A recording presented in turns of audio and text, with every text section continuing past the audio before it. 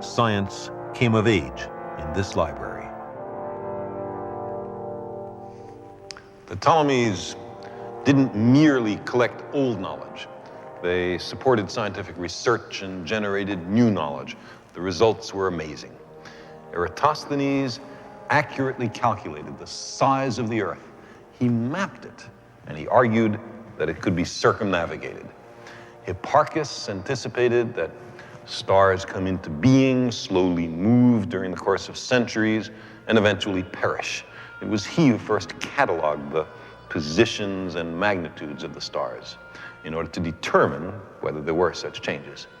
Euclid produced a textbook on geometry which human beings learned from for 23 centuries. It's still a great read, full of the most elegant proofs.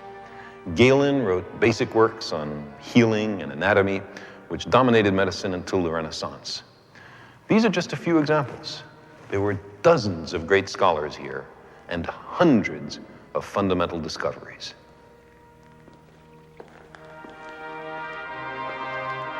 Some of those discoveries have a distinctly modern ring.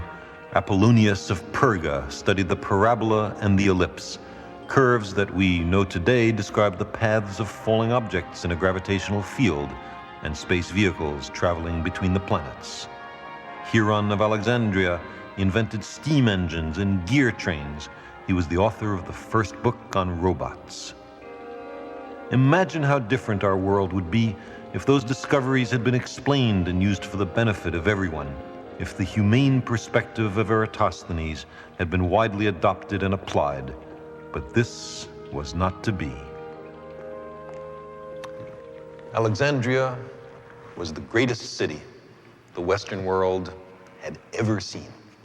People from all nations came here to live, to trade, to learn. On a given day, these harbors were thronged with merchants, scholars, tourists. It's probably here that the word cosmopolitan realized its true meaning of a citizen, not just of a nation, but of the cosmos. To be a citizen of the cosmos. Here were clearly the seeds of our modern world. But why didn't they take root and flourish? Why instead did the West slumber through 1,000 years of darkness until Columbus and Copernicus and their contemporaries rediscovered the work done here? I cannot give you a simple answer, but I do know this. There is no record in the entire history of the library that any of the illustrious scholars and scientists who worked here ever seriously challenged a single political or economic or religious assumption of the society in which they lived. The permanence of the stars was questioned. The justice of slavery was not.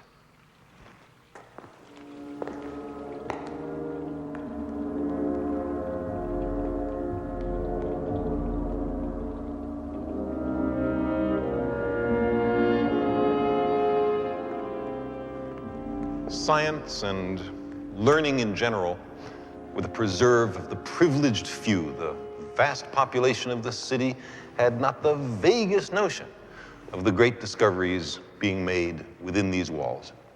How could they? The new findings were not explained or popularized. The progress made here benefited them little. Science was not part of their lives. The discoveries in mechanics, say, or steam technology, mainly were applied to the perfection of weapons, to the encouragement of superstition, to the amusement of kings. Scientists never seemed to grasp the enormous potential of machines to free people from arduous and repetitive labor. The great intellectual achievements of antiquity had few practical applications. Science never captured the imagination of the multitude. There was no counterbalance to stagnation, to pessimism, to the most abject surrender to mysticism. So when, at long last, the mob came to burn the place down, there was nobody to stop them.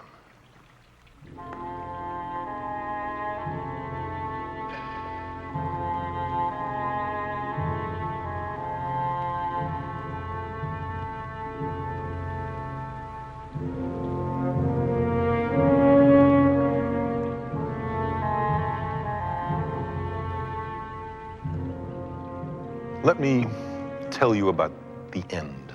It's a story about the last scientist to work in this place, a mathematician, astronomer, physicist, and head of the school of Neoplatonic philosophy in Alexandria.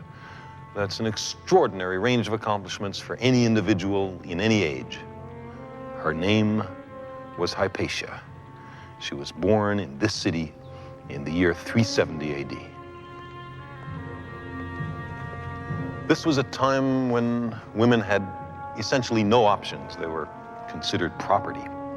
Nevertheless, Hypatia was able to move freely, unselfconsciously, through traditional male domains. By all accounts, she was a great beauty. And although she had many suitors, she had no interest in marriage. The Alexandria of Hypatia's time, by then long under Roman rule, was a city in grave conflict. Slavery, the cancer of the ancient world, had sapped classical civilization of its vitality. The growing Christian church was consolidating its power and attempting to eradicate pagan influence and culture. Hypatia stood at the focus, at the epicenter of mighty social forces.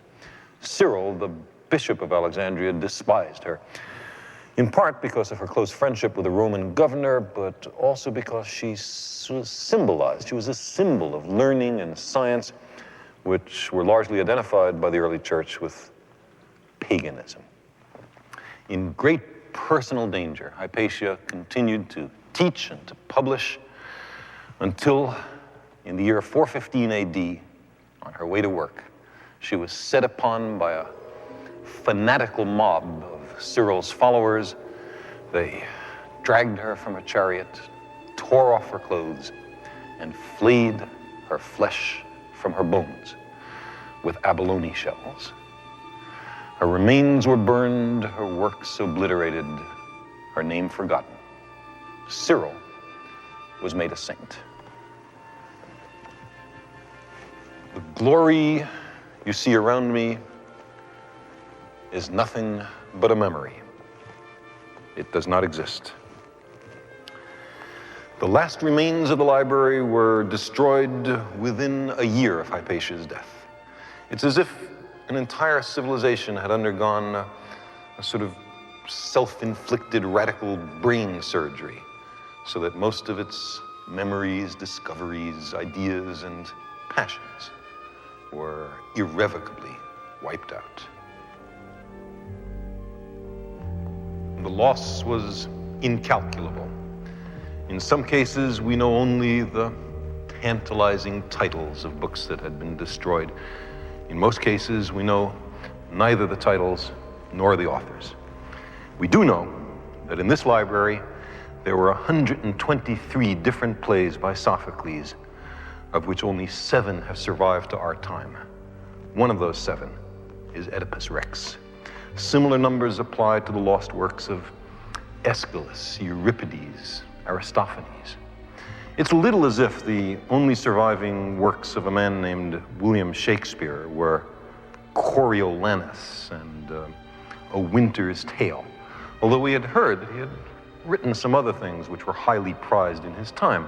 Plays called Hamlet, Macbeth, A Midsummer Night's Dream, Julius Caesar, King Lear, Romeo and Juliet.